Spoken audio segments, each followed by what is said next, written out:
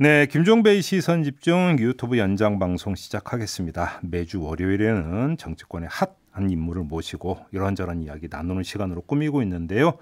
지난주 금요일에 윤석열 후보가 국민의힘의 대선 후보로 최종 확정이 됐죠.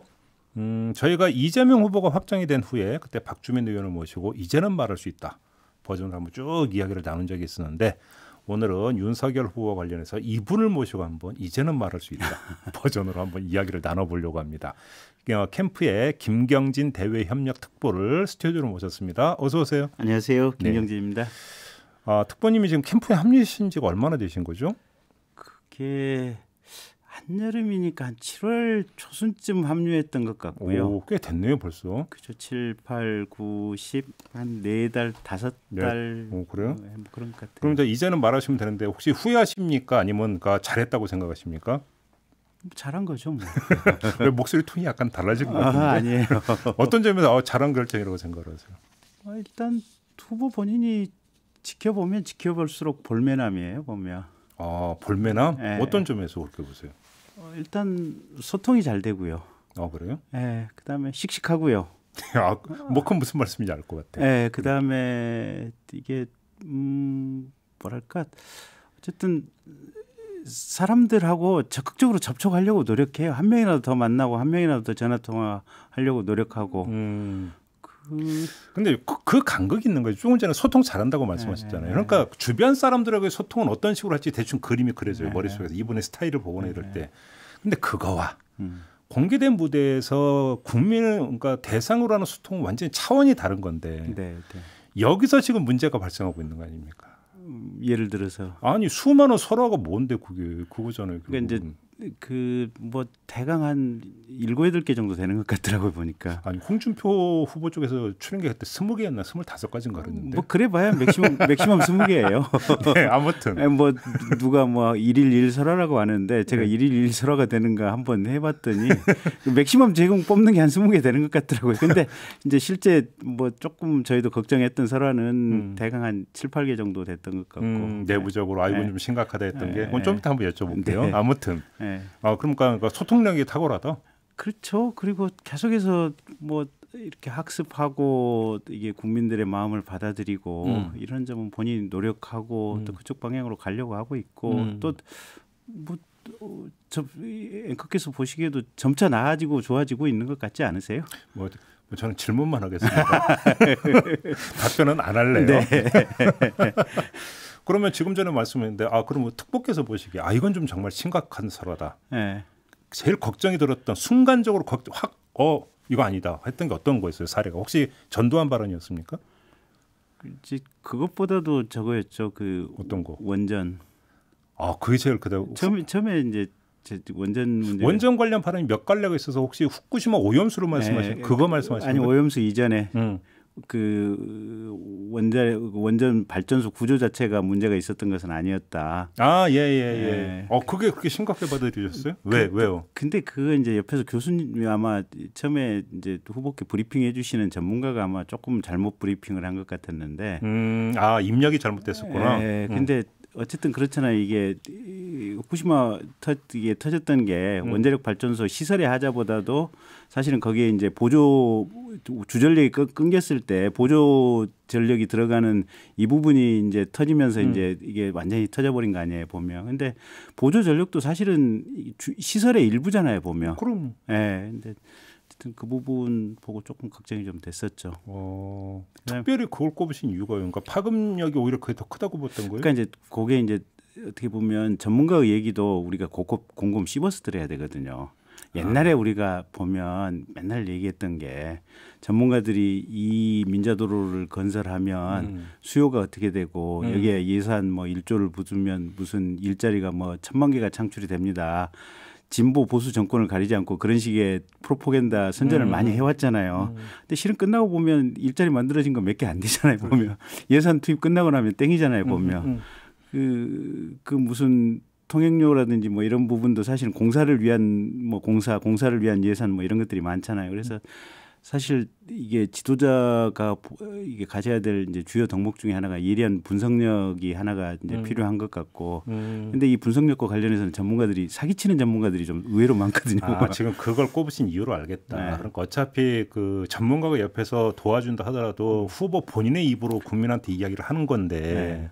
이 과정에서 문제가 이제 집약적으로 표출된 사례다 이 말씀이신 거죠? 근데 그 전문가들의 얘기를 사실은 좀 곱씹어야죠 보면. 그렇죠. 네. 그러니까 그런 점에서 근데 저는 예상을 할 때 우리 특보님께서 이제 광주 지역구에서 이제 의원 생활도 하셨고 네. 전두환 발언을 제일 먼저 꼽을 줄 알았는데 그게 아니네요. 전두환 발언 어떻게 받아들이셨어요 그때 그 당시로 가면? 그때도 사실 전두환 발언도 조금 걱정이 됐었죠. 그렇죠. 네. 그리고 알겠습니다. 옆에서 이제 저 같은 경우는 이제 방송 출연이라든지 언론 활동도 좀 많이 하다 보니까 이제 언론인들이 이건 심각하다라고 이제 얘기를 많이 해주시더라고요. 그 전두환 발언 대해서. 예. 그러니까. 그때. 예. 근데 아무튼 근데 이번 주 내일 모레 이제 광주 간다면서요? 네, 수요일 가세요. 좀 어떻게 좀 누그러질 거라고 보십니까? 사실 이제 이건 누그러지고 안 누그러지고 그런 문제보다도 이제 중요한 것은 후보가 어쨌든 그 발언에 대해서는 진심으로 반성하고 사과하고 있다라고 하는 모습을 계속해서 이제 보여야 되는 거고요. 그다음에 어떻게 보면 역사 인식이라든지 또 국가의 국민에 대한 보호 책무 헌법상의 어떤 이 국민 수호 책무의 어떤 엄중성 이런 부분과 관련해서는 계속해서 반복적으로 이렇게 말씀을 드려야 되지 않나 싶어요. 보면. 그러니까 어떤 혹시 그 사석에서의 호쾌함이 네. 공적인 자리에서 소통에 악영향을 미치고 있다고 생각 안 하십니까? 그런 부분이 사실 지금까지 걱정이었죠. 그래서 그거죠. 네. 그래서 이게 공인의 모든 말은 그래서 이제 공적으로 정제가 돼야 되고. 그러니까요. 그래서 이제 제가 읽은 바로는 후보가 처음에 먼저 그 이른바 설화가 나올 때 그 윤석열 후보가 자기가 이해를 못하는 이게 왜 설화가 되는지를. 네. 그러니까 저는 그렇게 읽었거든요. 네. 이거 분명히 설하고 국민적 비판이 나오는데 본인은 그거를 이해를 못하는 이게 왜 문제가 되지? 이런 게 있더라고요 보니까.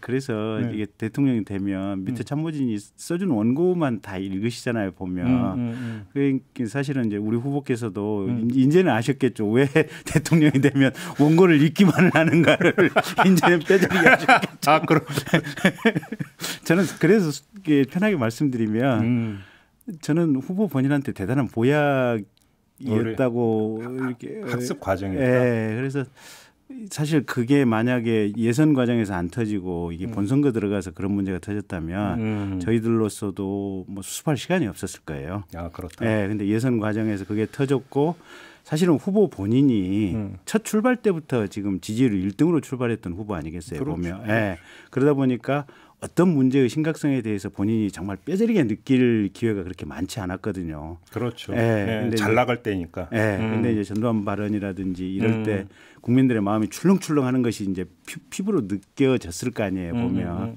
그래서 이런 과정들이 후보 본인에게는 정말 중요한 보약이 됐을 거다라고 생각을 하고 저는 속으로 그 과정이 있기 때문에 역설적으로 윤석열의 장래가 밝을 수도 있다 이렇게 보고 있습니다. 오히려 이제 단련의 과정이다 이런 말씀이신 것 같은데. 그럼 네. 단련적인 하나만 더 토론 실력은 어떻게 많이 일취월장했다고 평가하십니까? 일단은 기본적으로 뭐 일취월장까지는 모르겠고 좀 많이 늘은 것 같고요.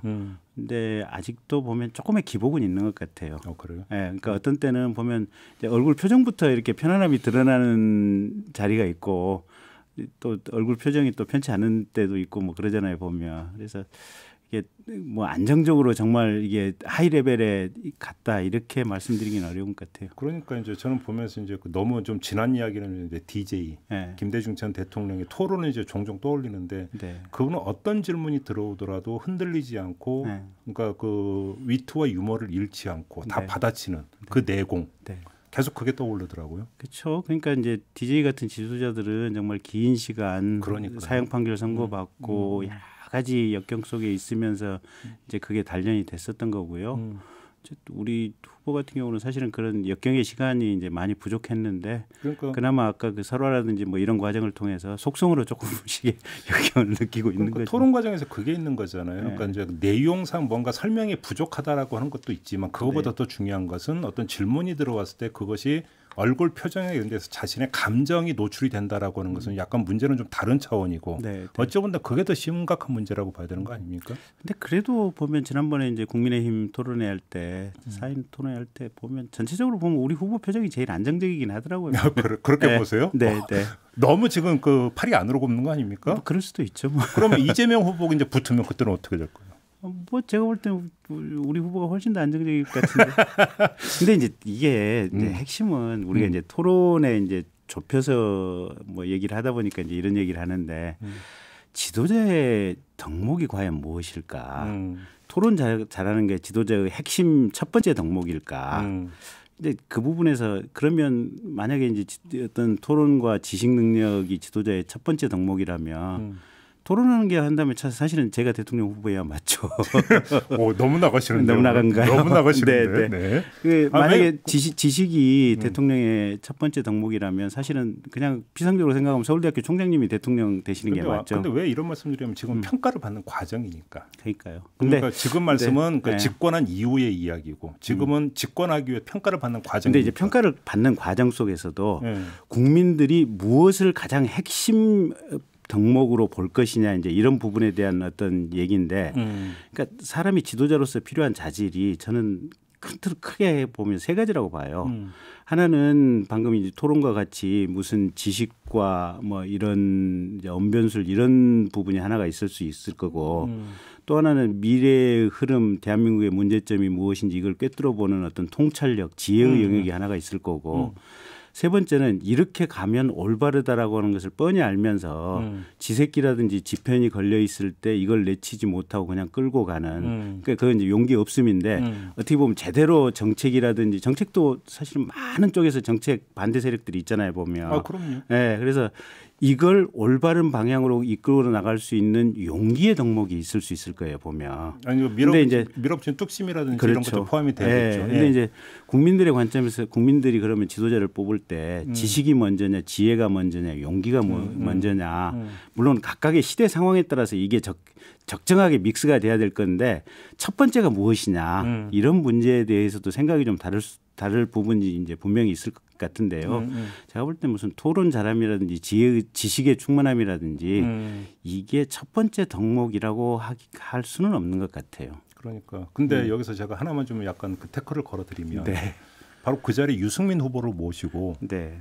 그러니까 인터뷰를 할 때 이제 그 직전에 윤석열 후보가 어떤 이야기를 했냐면 뭐 표현을 제가 지금 정확히 기억은 안 나는데 네, 뭐 네. 머리는 빌릴 수 있는 거 아니냐 이런 비슷한 취지의 이야기를 해서 제가 YS의 경우도 그렇게 얘기하지 않았느냐. 네, 네. 그랬더니 유승민 후보가 그때 그 자리에서 뭐라고 했냐면 그래서 빚어진 결과가 IMF 아니냐. 이런 대답을 하더라고요. 맞는 얘기죠 뭐. 그러니까. 근데 반면에 YS에 이제 어떻게 보면 덕목 중에 하나는 용기가 있었고, 그렇죠. 네, 그 용기가 하나회라든지 속된 말로 해서 군사 독재의 잔존물들을 그냥 다 쓸어버린 거 아니겠어요 보면. 그러니까 바로 그 점에서 네. 그러니까 지도자의 덕목이라는 게 여러 가지가 나열이 될 수 있지만 거기서 어떤 게 가장 중요한지는 시대의 어떤 그 시대의 상황. 문제의 본질이 무엇인가. 그래서 쓰임의 용도가 무엇이냐가 그러니까 가장 중요한 그렇죠. 거겠죠. 네. 근데 그럼 지금 용기가 제일 요구되는 시대라고 보시는 겁니까? 그런 부분이 있죠. 그러니까 어떤 점에서 그렇게 아니 보세요? 우리가 지금 대한민국 사회의 비정상을 조국 장관 일가 사태 때부터 지켜보고 있는 거 아니에요. 저 같은 경우도 진보 진영에 있다가 윤석열한테 참모로 하고 싶어서 여기에 왔던 뜨거운 이유가 뭐냐면 세상에 범죄자 일과 지금 뭐 그 오촌 거기는 지금 4년 실형 확정됐지. 부인은 항소심까지 4년 실형돼서 지금 대법원 가 있지. 뭐 동생 실형 1년인가 2년인가 나 있지. 뭐 이런 거 아니에요. 조국 본인은 비록 이제 1심 진행 중이지만 이런 범죄자 가족을 위해서 민주당과 진보 진영에서 검찰 개혁하자, 사법 개혁하자고 서초동에서 촛불 시위를 했었잖아요. 그건 대국민 기만극의 시작이거든요. 보면 지금 이게 대장동 사태만 해도 사실은 이게 수사기관이나 사법당국에서 제대로 수사를 안 한다고 이제 최소한 저는 평가를 하고 있거든요. 이제 이런 부분들이 가장 기초적인 대한민국의 법 질서가 깨지고 있고 이런 부분들을 정상화하기 위해서는 가장 중요한 게 현재로서는 용기의 덕목이 아닌가 그런 생각 들어요. 그런데 이제 이거 워낙 오래됐고 워낙 격렬했고 지금도 평행선을 달리고 있는 이야기이기 때문에 길게 이야기는 끌고 싶지는 않지만 네. 그 얘기를 할 수 있다고 생각을 해요. 그런데 그 얘기가 나오면 반대로 그러잖아요. 그러면 윤석열 후보 그 장모나 그러면 부인 문제는 왜 그러면 그런 식으로 대하는 게 그게 그러면 조국 수사를 했던 어떤 태도에 일관된 어떤 그 똑같은 적이 아니냐 아니면 내로남불이냐. 그럼 내로남불 아니냐 이렇게 또 비판하는 목소리가 있잖아요. 근데 이제 그 부분과 관련해서 이제 장모의 거기 의료재단 투자해서 얼마 전에 이제 실형 살다가 법정 구속됐다가 지금 항소심 보석으로 나왔잖아요. 뭐 그 부분에 대해서는 후보 본인의 워딩이 이거는 지켜보자. 법원에서 판결하는 대로 가면 되는 거 아니냐라고 하는 거고. 후보 부인 사건에 대해서도 수사해서 문제가 있으면 뭐 기소하고 처리되는 거고 논문 표절 문제도 그건 대학교에서 자율적으로 평가하면 되는 거 아니냐. 바로 그 지점 잠깐만요. 말씀 끊어서 죄송한데 바로 그 지점인데 지금 윤석열 후보는 대통령이 되고자 나온 분이잖아요. 네. 다시 말해서 검찰총장직을 수행하고 있는 분이 아니잖아요. 그러면 국민한테 그러니까 그 소명을 해야 되는 그 영역에서 네. 사법의 논리를 넘어서서 소명을 해야 되는 의무가 있잖아요. 예를 하나만 들어드리면 네. 부인 김건희 씨가 논문을 표절했는지 안 했는지는 누가 제일 잘하냐면 김건희 씨가 제일 잘하는 거예요. 그거는 다시 말해서 국민대에서 조사를 받거나 그러니까 뭐 수사를 할 이유도 없는 거고 김건희 씨가 제일 잘 알잖아요. 표절을 했는지 안 했는지. 그러면 본인이 정말로 표절을 했다면 그건 국민 앞에 국민대 조사 결과를 기다려보자는 사법의 논리고 어떤 정치인으로서의 어떤 그 가장 기본적인 덕목은 솔직해지는 거잖아요. 아니 그러면 당연히 이 얘기를 해야 되는 거죠. 그건. 아니 논문 자체는 공개돼 있는 거 아니겠습니까? 이게 표절이냐 아니냐는 분석과 평가의 문제고. 그러면 이게 김건희 씨가 내가 이거 평가했다라고 스스로 자기 분석을 해서 얘기를 해야 될까요? 아니 지난번에 도이치모터스 통장 같은 거 지금 공개를 했지 않습니까? 아니 보면 이건 자기 분석이 아니라니까. 표절은 베낀 거예요. 베낀 거기 때문에 베꼈는지 안 베꼈는지 자기가 제일 잘하는 거잖아요. 그거는. 그러니까 다시 말해서 김건희 씨가 분석하고 말 것도 없다라는 거예요. 아니 근데 요새는 고백의 영역이지. 아니 그러니까 그 논문 뭐에 집어넣으면 DB에 집어넣으면 텍스트 일치하는 거 다 그 자동으로 나온다면서요. 예. 근데 그걸로 평가를 하면 되겠죠. 아니 뭐 그렇게 돼 있는 걸 가지고 내가 굳이 나 베꼈어 뭐 했어 뭐 이런 말을 기다리고 계십니까 앵커께서는? 아니 그러니까 예를 들어서 이런 거잖아요. 그러니까 그 김건희 씨 부인 이야기가 나오니까 이재명 어떤 후보의 이제 논문 그 이야기도 나왔단 말이에요. 근데 이재명 후보는 그러니까 차라리 깨끗하게 인정을 했잖아. 그잖아요. 네. 그러면 제 얘기도 그거거든요. 그러면 다른 건 법적인 문제가 걸려 있으니까 수사와 재판의 결과를 기다려보자고 얘기하고 그냥 퉁치고 넘어간다고 치더라도 논문 문제 같은 경우는 아니 그러니까 그 거꾸로 얘기하면 그 정진상이나 뭐 유동규나 다 핵심 측근들이고 이재명 후보 본인은 나 지금 대장동하고 연결돼 있고 그거 이익 몰아주는 거 제가 지시했어요 이렇게 얘기할 수도 있는 거 아니에요. 그러니까 좀 전에 그러니까 그랬잖아요. 이게 앵커하고 저하고 이걸 가지고 논쟁을 하기 시작하면 끝이 없어요. 이거 그러니까 그만하시죠 뭐. 근데 그건 인정하셔야 돼. 다른 거 몰라도 논문은 그렇게 대처하시면 안 돼. 아니 근데 거꾸로 얘기하면 이재명 후보 그렇게 대처하시면 안 돼요. 알았어요. 끊어요. 네, 끊어요. 오케이. 네. 여기서 끊어. 자, 다른 거 하나 더 여쭤보겠는데 아까 김병민 대변인이라고 인터뷰 때 여쭤봤는 건데 2030이 왜 윤석열 후보를 그러니까 비호한다고 생각하세요? 비호감한다고 생각하세요? 그렇죠. 질문이시겠죠. 예. 그러니까 일단 이제 2030 여성들 같은 경우는 대체로 평균적인 성향이 아마 민주당이나 정의당 지지 성향이 조금 더 많은 거 아닌가 싶은 분석이고요. 이제 2030 남성들이 사실은 이제 정치적으로 조금 뭐인데 대체로 이준석 대표를 어쨌든 이렇게 영웅으로 생각하고 지지했던 좀 경향들이 좀 있는 것 같고요. 그다음에 또 한 가지가 2030 남성들 같은 경우는 이제 동 나이대 여성들에 대한 뭔가 조금 이렇게 마음이 불편한 지점이 있는가 봐요. 전대 문제가 갈등이 좀 있었죠. 그래서 여성부 폐지라든지 뭐 이런 식의 극단적인 공약을 아마 이렇게 후보들이 지르면 거기에 좀 환호하는 측면들이 좀 있었던 것 같아요 보면. 근데 홍준표 후보가 아마 여가부 폐지 뭐 이런 얘기를 좀 적극적으로 좀 하셨던 것 같고 아마 이제 그 대목에서 홍준표 후보에 대한 지지의 출발점 아니었나 싶은데. 근데 이제 중요한 건 이거예요. 이제 뭐 누가 뭐 어떤 얘기를 했냐보다도. 지금부터 이제 우리가 부족했던 부분이 어떤 부분인가 이런 부분들 좀 잘 챙겨보고 물론 윤석열 후보도 뭐 대학 입시라든지 이런 데서 수시가 아니라 이제 정시 비중을 많이 높이는 방향으로 대학 입시를 좀 개선해 가겠다. 그다음에 이제 조국 일가 사태에서 봤듯이 무슨 이상한 스펙 만들어서 이런저런 입시에서 시험에서 채용해서 쓰이는 것들 좀 방지하는 방향으로 가겠다라고 하는 것이 이제 윤석열 후보의 공약이긴 한데 그것만 가지고는 아직은 2030 세대의 마음을 사기에는 조금 부족한 면이 분명히 있는 것 같아요. 그래서 조금 그러니까 예를 들어서 정책의 문제만으로 보기 힘든 게 예를 들어서 여가부 폐지 같은 경우는 가장 먼저 오래전부터 가장 먼저 선도적으로 주장했던 게 유승민 후보였죠. 오히려. 네. 그러면서 양성평등위원회를 바꾸겠다고 했는데도 그렇다고 2030이라고 유승민 후보 쪽으로 갔느냐. 그건 또 아니거든요. 이렇게 놓고 본다면 특정한 정책의 문제이기보다는 후보 어떤 그 면모, 캐릭터 이게 더 이제 큰 영향을 미쳤던 것 같은데 네. 그런 점에서 이제 죄송한 이건 인용입니다. 그러니까 윤석열 후보를 두고 2030 쪽에서 꼰대로 본다 이런 얘기를 사실 많이 해요. 네. 그러니까 이거는 결국은 특정 정책의 문제가 아니잖아요. 이거를 그러니까 쉽게 지금 바꿀 수 있는 게 아니잖아요. 이게. 근데 지난번에 뭐 저기 지상파 와서 예능 프로 찍을 때 아니 뭐 계란말이도 해주고 성렬이 형이라고도 불러고 아니 꼰대 아닌 게 화면 잘 보면 많이 있는데 그러니까 문제는 꼰대가 아니라가 아니라 왜 꼰대로 비춰지느냐를 진단을 해요. 저 주변에서. 그러니까 이제 김종인 위원장님 같은 경우가 네. 그 캠프에 있는 참모진을 너희들 무엇이냐라고 이제 하면서 이것들 좀 갈아치워야겠다고 하시는 거겠죠. 캠프가 너무 무능한 거 아니에요? 제가 무능한 거죠. 아니면 후보가 너무 한계가 확실한 거 아닌가요? 김경진 참모가 무능해서 그런 사태가 생긴 겁니다.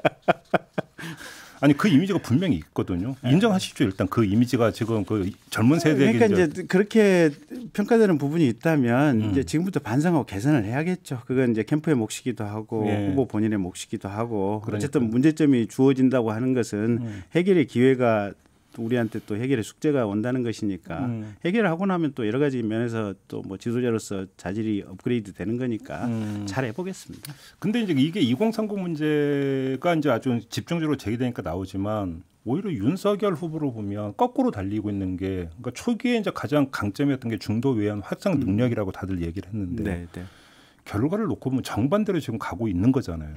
간단히 이야기를 하면. 네. 이건 좀 심각한 문제 아닌가요? 윤석열 후보 쪽 입장에서는. 그런데 사실은 그러니까 이제 뭐 중도 외연이 뭐 중도가 이제 어디라고 지금 데피니션을 할 수 있느냐 뭐 이제 뭐 이 문제부터 가지고 따지면 조금 골치 아프긴 하지만 최소한 뭐 진중권 교수나 또는 금태섭 뭐 변호사나 뭐 공경희 변호사나 이런 분들이 뭐 SNS를 보고 있으면 눈치가 이재명 후보를 지지하는 것 같지는 않아요.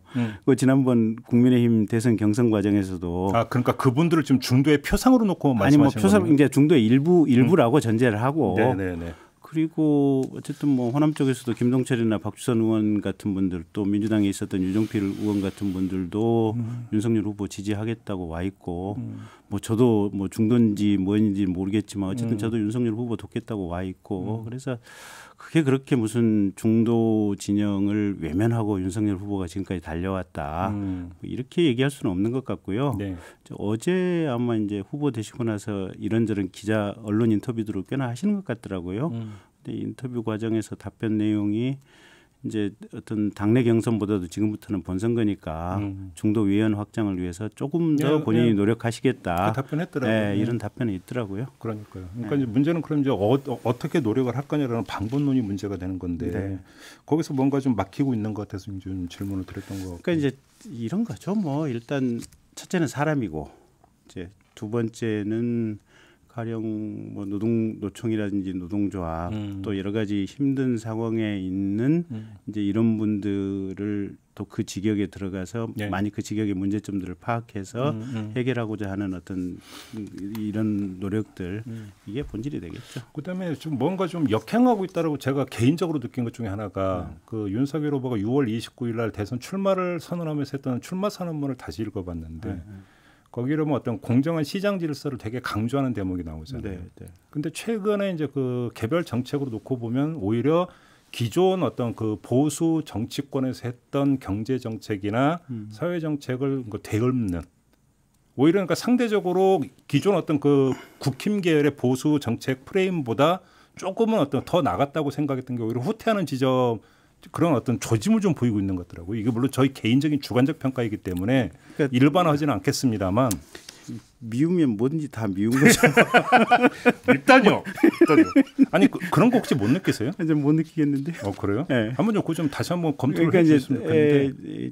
조금 뭐 구체적인 걸 가지고 얘기를 해주시면 이제 그런 부분이 있다면 저도 뭐 건의를 드리겠고요. 예. 또 캠프 내에서 뭐 정책하는 팀들에게 뭐 수정하자고 얘기도 하겠고요. 그러면 예를 들어서 그러면 제가 한번 그럼 거꾸로 이렇게 한번 질문을 드려볼게요. 그게 그 대기업 정책이든 노동 정책이든 아니면 민생과 관련된 뭐 부동산 정책이든지 간에 기존의 국민의힘 쪽에서 가져왔던 정책의 줄기에서 더 나간 조금 더 그러니까 상대적으로 개방적이고 진보적인 게 뭐가 있어요 그러면?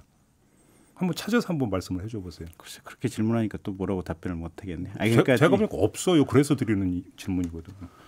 글쎄요. 오히려 오히려 갈수록 더 이게 그 행보 자체가 정책적으로도 보수화되고 있다. 그 얘기가 그래서 나오는 거 아니에요? 글쎄 저는 뭐 그런 내용은 그렇게 느껴보지는 못했어요. 알겠습니다. 뭐 동의를 안 하시니까 더 이상. 아니 차라리 저 다음번에 우리 이석준 정책시장을 한번 불러가지고 한번 해보시죠. 아니 이석준 정책시장 둘째치고 후보님은 라디오 인터뷰는 안 하십니까? 지금까지는 그게 한 번도 한 적이 없어요. 라디오 인터뷰. 그 이상일 공보실장이 이걸 총괄해서 하시는데 아마 공보실장께 제가 전달을 할게요. 뭐 전달 말고 확실하게 좀 한번 좀 밀어붙여 주세요. 제 권한이 아니라서요. 인터뷰 하고 싶어요. 네. 앞으로 이제 선대위로 이제 전환이 되는 거잖아요. 그런데 지금 그 얘기도 한번 여쭤볼게요. 좀 질문드리기 뭐하겠는데 이준석 대표가 무슨 뭐 저기 파리떼니 하이에나 이렇게 언급한 거 어떻게 받아들이세요? 뭐 저희가 부족하니까 뭐 말로 혼이 나는 거겠죠. 뭐 너무 이게 너무 대외적인 멘트 아니십니까? 뭐 그렇다고 대표님한테 각을 세우겠어요. 그래서도 안 되고 아니 뭐 이게 당 대표를 하실 정도면 분명한 직관력과 판단력이 있을 거고. 그러니까 저희도 저희 내부적으로 부족한 점들은 분명히 이제 몇 번의 리스크를 겪으면서 인지를 하고 있었던 측면들이 있었거든요. 근데 그게 쉽사리 보완이 안 됐던 부분도 분명히 있고 그래서 비판을 받아 싸다라고 하는 지점도 분명히 있어요. 캠프 운영에서 가장 큰 문제가 뭐였다고 보세요? 뭐 캠프 이제 오늘 해단하니까 조금 얘기해도 되잖아요. 캠프 근데 사실은 모든 캠프가 마찬가지예요. 이게 사실은 회사도 그러니까 지금 공수처 얘기를 뜬금없이 좀 꺼내 보면 공수처가 수사 능력이 없다고 모든 언론에서 비판을 하잖아요. 왜냐하면 생긴 지 몇 달 안 돼서 그래요. 원래 캠프라는 게 이제 지지고 볶는 그 조직이 그러니까 캠프가 사실 임시 조직이잖아요. 그렇죠. 그리고 오래 전부터 알던 사람이 모여서가 아니고 그 전부터 모르던 사람이 갑자기 와서 어떻게 보면 그 역할을 하기 시작하잖아요. 보면. 근데 이거는 윤석열 캠프에 한정된 문제는 아니고 모든 캠프가 동일한 구조적인 문제가 있거든요. 근데 그나마 가능성이 높았던 이낙연 캠프 같은 경우는 비교적 한 1년 전쯤부터 오래 전부터 사실은 실질적인 캠프를 가동하고 있었는데 윤석열 캠프는 제가 7월 초순쯤 합류했던 것 같은데 제가 갔더니 14분 계시더라고요. 6월 달에 이제 아마 좀 그래도 초기였으니까 초기 말씀이에요. 그래서 이게 짧은 시간에 이 사람들이 모여서 이걸 하려고 보다 보니까 서로의 습성, 그다음에 의사소통하는 방식, 뭐 이런 것들이 좀 체계화가 덜 돼 있던 것이 본질적인 문제인데 이제 저는 그 전에 대선 캠프 한 서너 군데 있어 봤거든요. 보면 그래서 이런 문제점은 분명히 보이는데 이게 구조적으로 어떻게 해결할 수가 없는 문제다라는 생각을 사실은 하고 있었어요. 보면 그 캠프치고 뭐 자본 묻는 캠프는 저도 본 적이 없긴 하죠. 근데 좀 예를 들어서 뭐 암흑예술에 위촉한 지 몇 시간 만에 해촉을 한다든지. 그러니까 실무에서 너무 구멍이 뻥뻥 뚫리게 보이니까. 그렇죠. 근데 다른 데도 다 마찬가지잖아요. 뭐 문재인 캠프도 지난번에 무슨 청주의 간첩분도 무슨 노동특보로 위촉했다가 몇 년 만에 우리 위촉했는지도 몰랐다라고 대통령 되시고 나서도 그러시잖아요. 특보가 수천 명이니까. 네, 그러니까요. 그러니까 그런 상황들이 모든 캠프에서 공통적으로 생기는 것 같아요. 이런 식으로 상황 진단이 되어버리면 김종인 위원장 같은 경우는 본인을 원탑으로 하는 실무형 선대위를 선호한다라는 보도가 나오는데 그렇게 그 방향으로 가겠네요. 그러면 선대위는? 그거는 이제 후보하고 아마 김종인 위원장 뭐 이렇게 해서 얘기하는데 사실은 모든 정당이 지금 민주당도 이재명 후보 선출 이후에 현역 의원들 중심으로 해가지고 일단 캠프가 꾸려지고 현역 의원들의 각 부문 책임 하에서 이제 실무자들이 들어가서 이제 이렇게 하는 거 아니겠어요? 그렇죠. 보면 그렇죠. 어디나 똑같지 않을까 싶어요. 여기 그러니까 이제 윤석열 후보도 결국은 현역 의원들 뭐 위주로 해가지고 각 부문장들이 세워지고 거기에 이렇게 실무진들이 합류하는 형태가 되지 않을까 싶은데. 김종인 위원장께서 구성하는 방식이 그 부분하고 얼마만큼 다를지는 모르겠어요. 홍준표 의원은 그럼 어떻게 되는 거예요? 관계 설정이. 캠프 내부에서 좀 아니고 솔직 버전으로 캠프 내부에서 좀 대책 논의했을 거 아닙니까? 홍준표 의원과의 관계 어떻게 설정할지. 근데 그거는 이거 후보와 그러니까 뭐 그때까지만 해도 홍준표 후보였으니까 후보 대 후보 관계 설정 문제 아니겠어요? 뭐 저희들이 할 수 있는 영역을 좀 만나야 되지 않겠어요? 당연히 만나야겠죠. 아마 후보께서 뭐 전화 뭐 하셨을 것 같고 하실 것 같고 그럴 것 같은데요. 뭐 시간은 좀 약간 좀 시차는 뭐 두긴 할 것 같은데. 네. 옛날에 뭐 문재인 대통령도 안철수 후보 만나려고 뭐 집 앞에까지 가서 서 있고 그랬잖아요. 보면. 그러니까 우리 윤석열 후보께서도 아마 홍 후보에 대해서 아마 그런 노력을 하는 뭐 그런 과정이 가지 않겠습니까? 아니 근데 저는 그림이 안 그려지는 게 근데 그렇게 해서 했는데 김종인 위원장이 딱 와가지고 총괄 선대위원장 하면서 다른 사람 필요 없어. 그리고 저 사람 특히 안 돼. 이래버리면 말짱 도루묵이잖아요. 그러니까 이제 그게 이제 내부 협의의 과정인데 그 부분까지 다 포함해서 후보 또 김종인 위원장 뭐 윤석 대표 뭐 또 홍준표 후보 뭐 이렇게 다 얘기를 해봐야겠죠. 뭐 물밑 조율을 하고 뭐 얘기는 하긴 하겠지만, 근데 결국은 이제 그 비춰지는 모양새가 예를 들어서 뭐 민주당 경선 후에 뭐 이재명 후보와 이낙연 뭐 전 총리 간의 관계 설정하고 거의 비슷하게 지금 가고 있는 거잖아요. 다크시드 통과 의뢰인가 그게? 그렇긴 하죠. 이게 얼마나 믿겠어요 후보들까지 이제 거의 사생결단식으로 싸우는데. 그러니까 봐요 민주당 봐요 서른 후보 같은 경우는 사실은 이재명 후보 보고 감옥 가야 될 사람이라고 얘기했는데 사실은 어거지로 공동 선대위원장 맡아놓고 지금 이제 뭐 물론 공식 출장이긴 하겠지만 해외 나갔잖아요 보면 그러면서 하시는 말씀이 뭐 대선 후보들 다 고만고만하지 뭐 이러신 거 아니에요 보면 그러니까 그 치열하게 경쟁을 하면 할수록 이제 그런 측면이 있는 것 같고.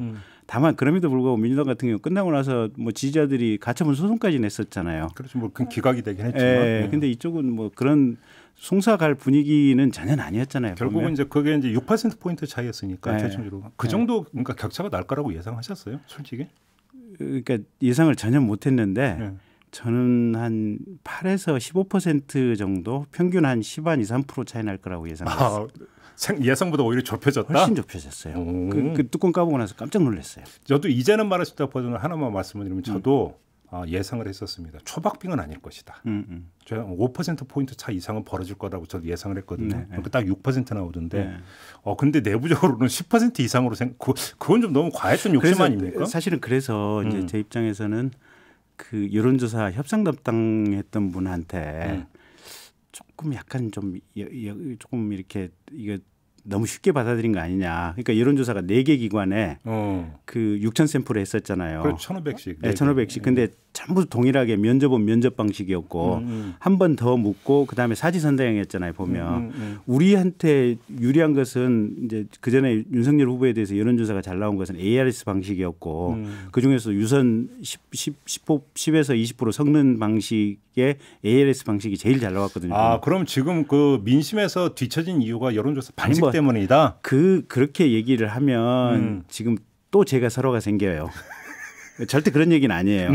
그런 얘기는 아닌데, 근데 실제로 그 경선이 11월 15일이었고, 11월 5일이었고, 11월 4일, 3일 요때 여론조사들 보시면 그 면접원 방식으로 조사를 했던 것도 거의 동률이 나왔어요. 어떤 여론조사는 27대 27 나왔던 걸로 기억을 하고 있었고 차이가 없었어요. 보면 면접원 방식도. 그러니까 그건 이제 일반 여론조사 말씀하시는 거죠? 그러니까 여론조사 회사에서 했던 것들. 그러니까. 근데 이게 여론조사를 하고 나니까 거기서 지금 10점 몇 %가 뒤졌잖아요. 보면. 그래서 그 수치를 보고 사실 깜짝 놀라긴 했었어요. 그래서 근데 전체적으로 합쳐보니까 이게 예상은 한 12% 앞설 거라고 생각을 했었는데 이게 6.5% 뭐 6.3% 뭐 이렇게 되니까 저도 조금 이렇게 이 수치 계량을 잘못했다라는 생각이 들긴 들었죠. 민심에서 이렇게 벌어질 거라고 예상을 못 하셨던 거구나. 그러니까 그렇게까지 벌어질 거라고. 그런데 그러면 여론조사 지표 말고 체감하는 바는 민심은 어떠세요? 체감하는 바 저 그때